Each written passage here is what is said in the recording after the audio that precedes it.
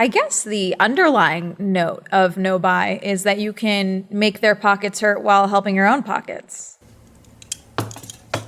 That's it. That's my intro.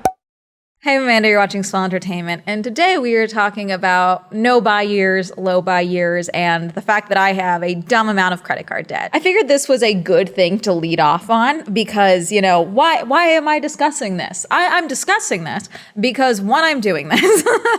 I am doing a no buy year. I'm not doing a low buy year. I am strictly doing a no buy year, and I have rules for myself for doing a no buy year. And I am doing it because I have dumb credit card debt. And now when I say this, I am not saying that just simply having credit card debt is dumb. I am specifically saying that my credit card debt is dumb. I don't have student loans. I don't have a car payment. I don't have any other debt that would lead to an asset or anything like that. It is just dumb credit card debt that I have accrued over the last year and a half from losing sight of my financial goals and making dumb decisions. That's it. Though I do make good money, and the likelihood of me getting out of said debt by April or May is fairly high, I am trying to address the issues that got me in that debt in the first place. Therefore, no buy year. It doesn't matter if the debt's gone before the year is up. We're sticking to it, okay? This video was obviously supposed to be made early on in January.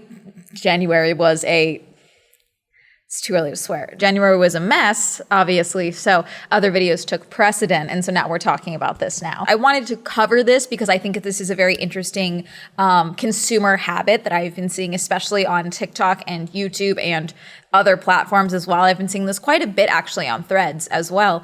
And I think this is just an interesting phenomenon that is, you know, a response to just the rapid consumerism that we have seen in the last couple of years. But really quick, let me tell you about the sponsor for today's video, Aura. I have talked quite a bit about the TikTok ban, and one thing that truly irritates me is that they keep emphasizing the risk of Americans' data. Problem is that American companies and big companies all over the place are not protecting our data the way that they should be, and it leads us incredibly open to data brokers to profit off of our data. Already, without the help of TikTok, your personal data could be being sold to scammers and spammers on the dark web. Full legal name, your birthday, your social security number, your home address could already be in the hands of data brokers. Thing is that data brokers legally have to stop selling your information if you ask them to, but they make it incredibly difficult to do so, and that is one of the ways that Aura can help. Because of the nature of my content and being online, a lot of companies have my data, and Aura does the hard work of keeping me safe online. Aura will identify data brokers that are selling my personal data online and submit opt-out requests on my behalf. This will help potentially lead to less spam as well. They also let me know if any of my information is being accessed for my credit or bank accounts, or if anyone tries to take out new cards in my name. Go to aura.com/swell to get started on 14 days for free. And thank you again to Aura for sponsoring this video. Now, the opening as well for talking about, like, you know, make their pockets hurt, especially if you are a woman or someone who identifies as a woman, the likelihood that you contribute to quite a lot of consumerism is actually fairly high. We prop up economies. Okay, women do. If you choose to even limit yourself, I believe the number is 5 new items in 1 year. You actually do quite a lot for, like, taking away from waste. Talk about this a little further. So this is an article from Emily Chan from Vogue from 2023. She talks about a report from the Hot or Cool Institute talking about how everyone in the world needs to reduce their annual fashion consumption to about 5 new items a year in order to keep us within our carbon budget, which obviously is a big ask, but it never hurts to start with yourself. But the current administration, I don't feel inclined to help with the economy. Not really. I will be continuing to support local and, support a variety of local businesses. But as a whole, I'm not super inclined to foster the American economy right now. So what's a no-buy year? Okay, so no-buy year is something that, like I said, I've been hearing about for quite a bit, especially last year off and on. And it typically, where I would hear about it from, was people that had previously identified or currently identified as having some type of a shopping addiction. Shopping addiction is a real thing. People do get treatment for it. And as someone who is the child of an addict and has addiction run in my family, I don't necessarily think that I have a shopping addiction, but I do have an addictive personality. And so sometimes my impulse control is not the best. And so I have to identify those issues and rein them in when I see fit. So my impulsiveness with spending at times, it doesn't look good. It's a slippery slope. So we're locking in on it now. beating it down with a stick and a fist, okay? That's what I'm doing for my own self. But shopping addiction is a real thing. And there's quite a few people actually on TikTok and the like that are like, I'm recovering or trying to recover from shopping addiction. And so their no-buy years were in response to that, or no-buy month or low-buy month were in response to that, because they were in quite a lot of credit card debt from shopping specifically, okay? Now, I also, again, like I said in the intro, when I say dumb credit card debt in reference to myself, I'm not saying that having credit card debt as a whole is dumb, okay? Because there's a variety of reasons as why someone may get into credit card debt. Mine in particular has nothing to do with a freak medical expense or anything like that. Mine is dumb. I acknowledge that it was getting high, and I actively barely dealt with it, okay? Mine in particular is dumb. You simply having debt is not dumb, okay? Because again, there's a variety of reasons as why someone would have debt. Inflation is going up, lifestyle creep has gone up, wages have gone down, okay? And for clarification for why my, like when I say the last year and a half, because my spending as a whole has not changed that drastically in the last year and a half. I set up my S Corp about halfway through 2023, okay? And so prior to that, I was self-employed, Amanda, Swell Entertainment, one conglomerate thing, okay? And then at that point, it broke apart. So Swell Entertainment, all of that is under my S Corp and a completely separate bank account, bank credit card, etc. And then I get paid after that gets dealt with and paid and things like that. So like what I've been making has not changed. It's not even so much, I guess it is lifestyle creep. Like the money that's being made for Swell Entertainment really is not changed, if not, the vague fluctuations that just come with being a social media person. But what I personally make, my personal income has changed because I pay that card, I pay my editor, I pay my digital assistant, I pay a PR company, my, X, Y, and Z business spending, all of that. And then I get paid. The number is just lower. And it's not that big of a deal. It's nothing that I can't live on and that I can't, survive on or anything like that. But I just never adapted my spending to that lower number, which in definition, stupid. So we're dealing with it accordingly by just kneecapping my spending. But that's the reason that a lot of people like to do no-buy years. And then other instances, it's just, for some people, I've been seeing quite a few people in response to the current administration deciding to do a no-buy year for, like I said, not wanting to contribute to the economy and things like that in the ways that they previously have, okay? Because again, a lot of people, it's, everyone's consumerism, everyone's, low buy or no buy is going to look different. My rules are going to look probably very different from your rules just because of my job, where I live, things like that. And again, business spending, personal spending, all completely separate. So my no buy years for myself, my personal spending does not affect Swell Entertainment. You will still get product reviews, you will still get event reviews and things like that. The one overlap that there is really there is Hermes' boarding. Because when I travel for work, Hermes has to go to boarding, and that does not cover in any business or write-offs or anything like that. So the only true, connection there for, personal spending would be Hermes. So maybe there will become a time where I'm like, do I need to go to that event? Because that's going to be X amount of dollars in boarding. We'll see. As I'm filming this, it's still January. I did cancel all of my travel this month because of the fires. I didn't feel comfortable leaving him. But that wasn't a, spending cost thing. But that was personal anxiety over my dog being stuck in an evacuation zone versus like, I don't want to spend money, Everyone's going to have their own spending and things like that. So when I search no buy year minus AI, some of the top results are the ultimate guide to a no buy year from becoming minimalist. I want to make it abundantly clear I'm not a minimalist. I'm still a maximalist. I do like stuff. I'm a materialistic bitch. I can do that responsibly. After this year. Okay. Our no buy for Reddit, Nourishing Minimalism, NPR. This is from September of 2024, how the no buy challenge can save you money from NPR. Let me pull up this one because I think this is good to pull up this because like I said, I talked about the underconsumption core trend on TikTok and like good and bad things with it. Okay. Because of course some people were using it as a way to shame others in spending and things like that. And I don't think that's anything good about that. Me being a no-buy is kind of the same thing as me not drinking. You drinking has no bearing on me not drinking. Me not drinking has no bearing on you drinking, okay? And so Same goes with me not spending has no bearing on you spending. This is from Stacy Vanek Smith from September 5th, 2024. Could you live without shopping for a year? Try the no buy challenge. Hi, quick addendum. I do follow Alicia on TikTok. Her name is Alicia, not Alicia. So I do apologize that I missaid her name. Alicia Berman remembers the moment she realized her shopping was out of control. Last December, she ducked into a store to buy a pair of gloves, and she came out with a $600 coat she didn't need and couldn't afford. That was my breaking point, she recalls. Berman, 35, knew she had an unhealthy relationship with shopping, so she decided to do something drastic. She tried the no buy challenge, a popular social media experiment that encourages people to buy less stuff. For a set time period, in her case, a whole year, she stopped spending money on non-essential items. No clothes, no makeup, no home decor. Instead, she'd use what she had and buy secondhand. The challenge is harder than it seems. Berman, who is documenting her no buy journey on TikTok, had to break her habit of buying 10 to 30 new items a week. And as a fashion industry professional, she was surrounded by the temptation to shop. I've seen that quite a bit, where a lot of people that develop these habits are in the fashion industry or the beauty industry in particular. Also, I see this is very common as well in the influencer and creator economy. A lot of people do get free product.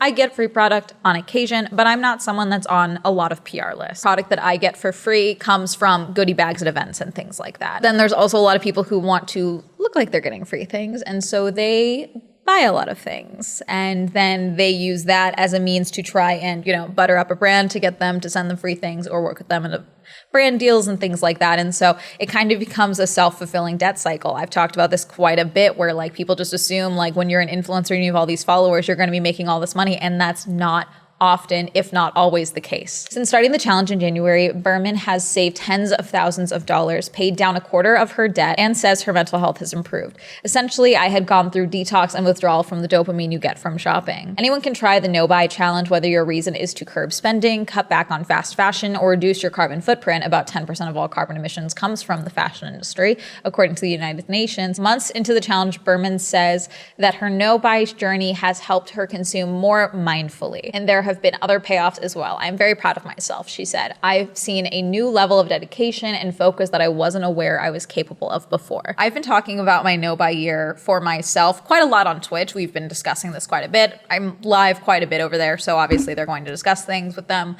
We've also been doing the Great Closet Clean Out of 2025, as I've been calling it, over on there, and they are holding my feet to the fire, because what doesn't get donated, or in this now recycled, because LA across the board is like, hey, no more clothing donations, because people decided to donate garbage to fire victims, recycling clothing that would otherwise be donated, or selling items, and then everything made from selling is going towards paying down my debt. Twitch chat loves holding my feet to the fire. It's actually very fun, because if I'm like, okay, but like, here's why I should keep this jacket, they're like, when's the last time you wore it? Are you gonna wear it again? Okay, if you don't wear it in the next 6 months, you have to sell it. They're doing very good. It's very fun. It's been fun, if not stressful. One of my roles is no clothing shopping, and I have to enforce that, because a lot of my issues now with shopping are from the fact that I grew up having no money. Parents' divorce basically completely bankrupted my family, and we were very broke for a majority of my life. My dad and I were both so low income that I actually got fee waiver from community college. So I got my college classes for free. I don't mean like I got a scholarship. I mean, they were like, you don't have to pay for classes. The unit prices, you don't have to worry about that. And then I go from making, I think it was $15,000 a year as a barista, to my first year as a full-time creator on YouTube. I think it got up to $60,000. That has gone up since. But to leapfrog into more money than I had ever made in my entire life in my 20s, from YouTube, there was a lot of just issues that I never dealt with. And then even in those times, like the lifestyle creep was just necessary. I moved out of my dad's house. I was in the same apartment for years. I'm now in a bigger apartment that I love this apartment. I'm not leaving. There's just things that happen throughout adulthood, and then lifestyle creep does happen. But there are issues that I just never dealt with. I never dealt with a lot of my scarcity mindset. Oh, I have the money now, so I need to buy 6 of this thing, because if it runs out and then it's gone and then I don't have it, or I really like this sweater, it's gonna go away, I need to get the sweater right now. I really like this bag. I've always wanted this bag. I need to buy this bag right now. Like, there's just things that I've never dealt with. And so clothing in particular was one where, especially for events, though the event tickets were covered under my business spending. The shopping I would do for said events, especially if I would travel somewhere and things like that. I've gotten really into Formula One. My merch spending, diabolical. Merch also not allowed for this, okay? It doesn't matter how gorgeous the Ferrari and Lewis Hamilton merch is going to be. I'm not allowed to buy any of it. Not a thing, because I've just gotten very irresponsible with my clothing spending and things like that. And I have a lot of clothing, so hence why we're doing the Great Closet Clean Out. They actually encourage you to not do a clean out when you are embarking on a no buy, because when you purge things, specifically a purge, they encourage you to not purge, because when you then have gaps in your wardrobe, you then convince yourself you need to spend it because you're just refilling the gap, or, well, I got rid of this so I can buy this. Not doing that whatsoever. Even secondhand shopping, I'm not allowed to do that this year. The reason I'm doing the closet clean out, it's more of a closet index, because knowing what I have, like the sweater, I think I've worn this once since I bought it 2 years ago. It's very cute. It looks like a green and brown checkered flag. I just haven't worn it because I didn't know it was in my pile of sweaters, okay? I also have a lot of sweaters. I just have a lot of items, and so doing the closet clean out, even when Chad is like, you're keeping a lot, I'm like, yeah, we're not downsizing. That's not the goal. It's going through what I have and what I know I'm not going to wear, and things that I've just had for years and the like. But yeah, no clothing, no merch, not allowed. The only merch bit that is allowed is because of one thing that I am allotting for my like frivolous spending that I have a rule for, is I have a magnet collection. And in fact, my magnet collection was one of the things that when I had evacuated was one of the sentimental items that I was actually kicking myself for not grabbing. I didn't grab any magnets when I evacuated. I grabbed like one sentimental item. I really slacked on grabbing sentimental items, frankly. I would definitely do that differently if I were to evacuate again, because that was like, I have things that I like. Yes, it's materialistic to be upset that your apartment burns when you have all of your essentials and you have your tech for your job and things like that. But like people, like it's materialistic, at least you're okay. But like, I like my materials. I've collected my materials that I like. That's kind of how that works. I didn't buy ugly shit, but my magnet collection is something that I am very, passionate about and I very much like. And so that's something that I've already done. It's not starting a new collection. My fridge is decked out in magnets. And so for an event or a place I travel to, I am allowed to buy one magnet and it cannot exceed $11.99. So like that is a rule for like an allowance for my no buy year. Another no buy for me, I can't use food delivery apps. Not a one. That includes Instacart. Instacart I started doing because of Hermes, when I got Hermes, because he had such bad separation anxiety at our old apartment. I literally could not leave him alone to go grocery shopping. And I couldn't justify bringing him to daycare every time I needed to go to the grocery store. So I did Instacart and I was like, this is literally a necessity. I'm working, etc. And it worked for a time and I could afford it. And then we moved here. He is fine here. His separation anxiety is not bad at all. I can leave him here all day if I need to go and run into an event or anything like that. I can go to the grocery store, no problem. There is no reason for me to still have Instacart personally. Instacart, done. DoorDash. I was basically a Roblox streamer for a year with my DoorDash. We tallied it up on stream. Part of accountability is looking at your numbers. I added up all of the amount that I spent on DoorDash as a single person living alone. It was about $3,400. Some people were like, that's not that bad. That's not good. When we were going through the numbers, because like I literally just went through all transactions and tallied them up, okay? There was one week where I ordered an Einstein's bagel and a twice baked hash brown every morning of the week. You know how stupid that is? When one of those transactions would have bought me enough bagels, like if I just bought the sesame seed bagels, would have lasted me 3 weeks. That's stupid. Like there's no way around it. That was just stupid. That was me being too lazy to go to the grocery store. That was being too lazy to go. It was so stupid. It's so dumb. Okay. So no delivery apps, not allowed. Okay. What's another one? Oh, eating out alone. I love going out to eat alone. Got to narrow that down outside of events and things like that. Obviously, like when I'm working, there's, leeway in there, obviously, because I can't exactly rush home to make a sandwich or things like that when I'm at an event or reviewing an event in another state and things like that. So like are exceptions when it pertains to work. But for my personal spending, I'm only allowed to go out to eat by myself once a month. With friends, it's down to once a week, but even that is within reason. Artist Sally's. I'm sorry, I cannot spend money on you anymore. See, because that's one of my anxiety spending things right there. I have a lot of personal anxiety around when I go and review an event, if I'm not supposed to be there, if I'm not a part of that subculture and I'm just going into review, I feel like I'm taking away from that space, even though I'm reviewing an event and I'm doing a job. And so I would usually be like, okay, well, I have to buy things from the artist alleys because then I can give back, even though it's like, sometimes I would buy things that I didn't fully need or want. It'd be cute. It'd be adorable. But should I have spent that money? No. Another thing that I did quite a lot last year that I overdid, I donated a lot of money. I don't feel bad about it. I don't regret it. But I did too much donating. And I can't help anyone if I can't pay my rent. You know what I'm saying? So like there's just things that I did out of anxiety or believing I was in, a more fortunate place than I legitimately was at the time. Like I can't do that, So it's like acknowledging the problem and going about it from there. Okay. I want to check out our no buy because I haven't done that yet. So we're going to scroll through Reddit for a second. According to this tab, it says, get your spending under control. Do you compulsively buy things? Got an eBay, Amazon, or Etsy addiction? Oh, I'm sorry. No books as well. I love buying books. I love physical media. I have a lot of them that I have not read yet, so I'm not allowed to buy books anymore. Okay. Can't stop by a bookstore or makeup counter without buying something.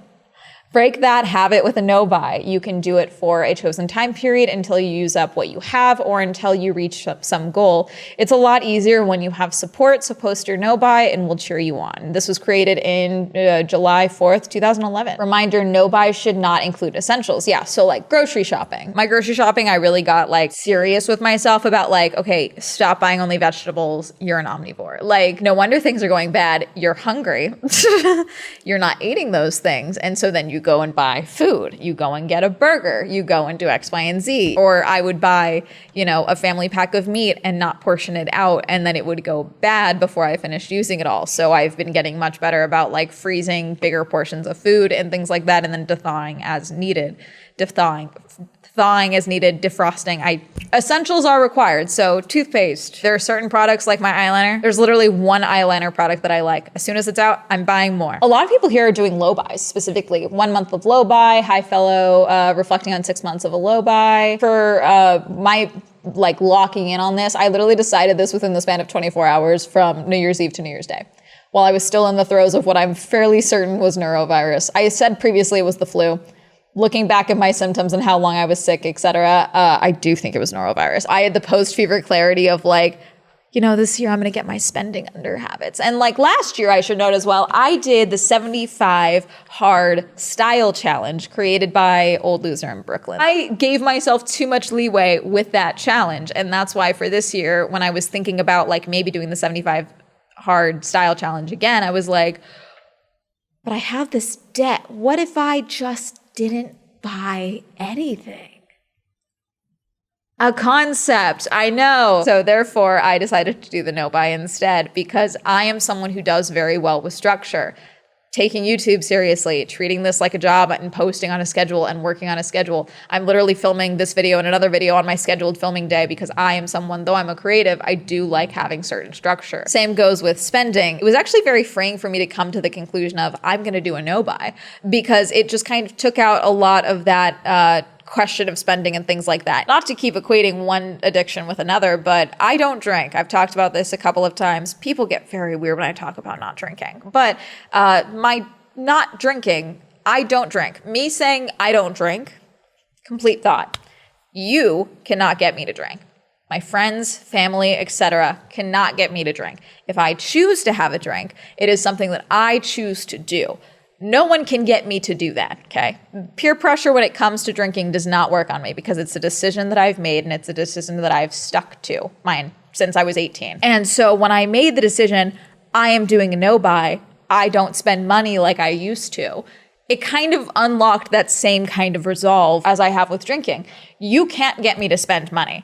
Even now, especially with the fires and everything, I was like, if my apartment burns, like that kind of throws everything up in the air. And my Twitch chat was like, well, like it doesn't count because like it'd be fine. And I had friends that were like, I think you need retail therapy. And I was like, no, I do not. That's not going to help things. Buying more things is not going to help the anxiety and anger and frustration and sadness that I have around my city burning and people losing their homes and everything, me buying more things and contributing to consumerism and waste, aside from me going to a local restaurant or sharing things for people whose homes have burned down, that's me giving back to the community. That's not just me taking and buying more things to personally hoard. That's different. But again, those are decisions that I am making. You cannot get me to, like, oh, this will look super cute on you. I'm sure it would. I'm adorable. I don't buy anything right now. It's kind of like I can't do that versus I don't do that. And like the resolve that your subconscious accepts that, it's building structures and habits versus throwing things out into the air. I'm butchering how I'm explaining that. But like in my brain, it makes sense and my therapist agreed. Okay. So a lot of people doing low buys. And also what I've been really liking, especially about sharing these things on Twitch, is that a lot of my chat was like, oh, you encouraged me to like do a low buy week or a no buy week and things like that and like save money for the week. And it's like, if you just want to do something for a week like this to try and like get you out of the spending. And I've previously done like a no buy week here and there, especially because there were previously, even prior to this big financial change for me, there would be times, especially in the calendar year with holidays and things like that, where I would just get in a habit of spending or because I had made a big purchase. So like, or made a big chunk of money disappeared. Like for example, tax season, tax payments, those were chunks of money. I would just be like, what's another $1,000? A lot of fucking money. That's what another $1,000 is, you psycho. Or Christmas, my birthday time, spending money around then because I might as well get myself something cute, and it's like, I did buy something cute.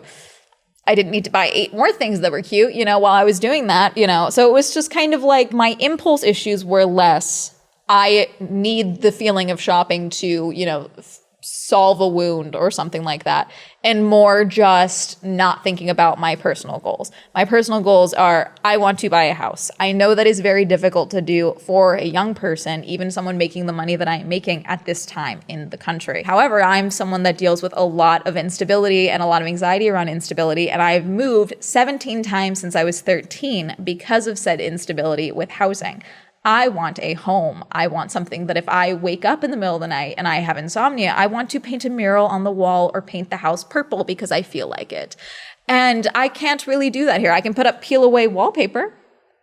But if I paint a mural on this wall, eventually I'm gonna have to paint over it when I leave because eventually I will have to leave. And so I really want a home. And I don't have that right now. I lost sight of that personal goal for a long time. And that's not something that I'm comfortable with having lost sight of. So no buy year, okay?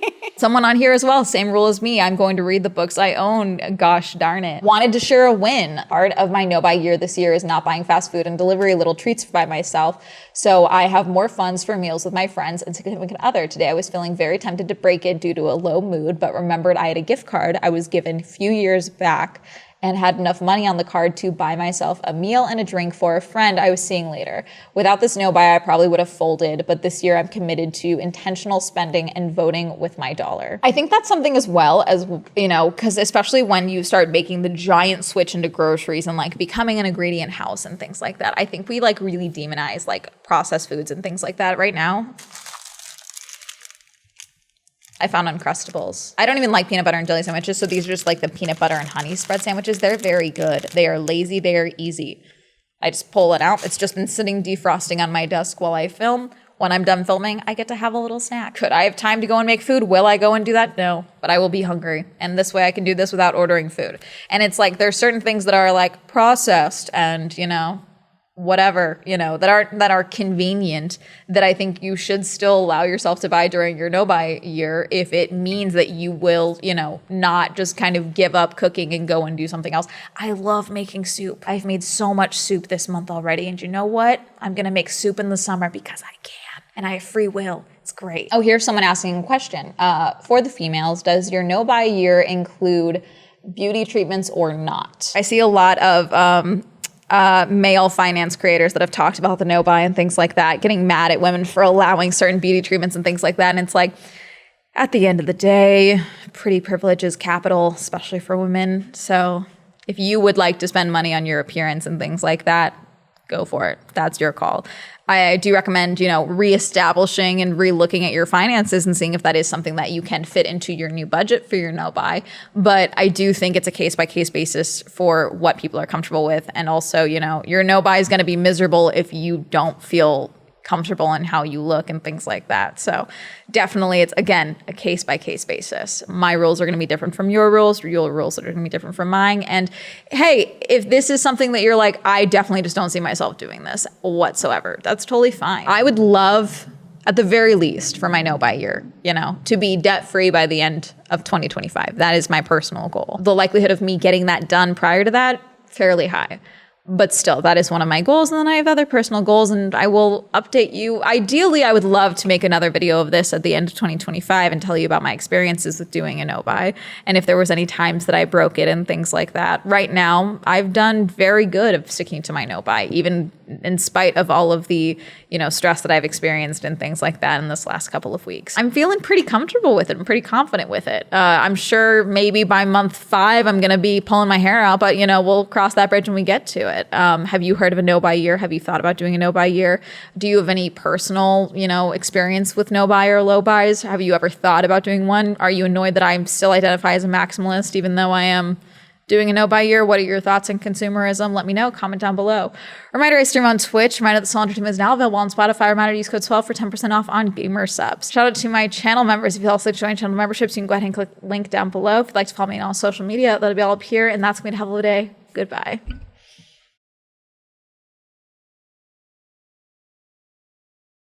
Also, my no buy does not extend to anything for Hermes. He still gets his bougie, expensive food. If a toy breaks and that he is obsessed with, I will buy him a new one. If he needs a new harness, etc., he will be getting it. So, no rules for Hermes.